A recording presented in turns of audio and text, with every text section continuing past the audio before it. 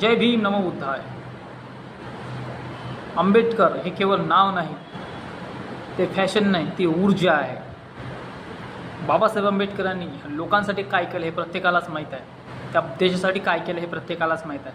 सोनम वांगचुक जे मागच्या अनेक दिवसापासून दिल्लीच्या जंतर मंतर येथे आंदोलन करत आहे, प्रोटेस्ट करत आहे, उपोषणावर बसलेला आहे, यांच्यासाठी आंबेडकर म्हणजे प्रकाश आंबेडकर साहेब तिथे गेलेले आहेत.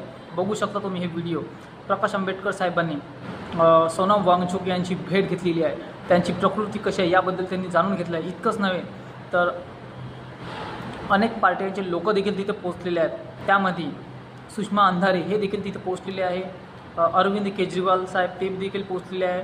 आणि नगीना सांसद चंद्रशेखर आझाद अर्थात रावण ते देखील तिथे पोहोचलेले आहेत. त्यांनी देखील या समर्थनाला आंदोलनाला समर्थन दिलं आहे. इतकंच नाही तर बौद्ध भंते विनयाचार्य हे देखील तिथे पोहोचलेले आहेत. प्रश्न आपल्यासमोर निर्माण झालेला आहे. हे सर्व मान्यवर तिथे पोहोचलेले आहेत. त्या सोनम वांगचुक यांची प्रकृतीच्याबद्दल जाणून घेतलेलं आहे आणि लोकांना मार्गदर्शन देखील केलेलं आहे. पण सरकारला तीळ मात्रही याचा फरक पडलेला दिसून येत नाही. सरकार ही मठ्ठ झालेली आहे. अंधभक्त तिथं मोठ्या प्रमाणात उपद्रव माजवत आहे. त्यांना काही देणे घेणे नाही. महागाई वाढली काय, बेरोजगारी वाढली काय, रस्ते तुटले काय, त्यांना काही फरक पडत नाही. अंधभक्त खुश आहे. सोनम वांगचुक देशाची धरोहर आहे. ते एक सायंटिस्ट आहे. सायंटिस्टची गरज आपल्या देशाला खूप मोठ्या प्रमाणात आहे.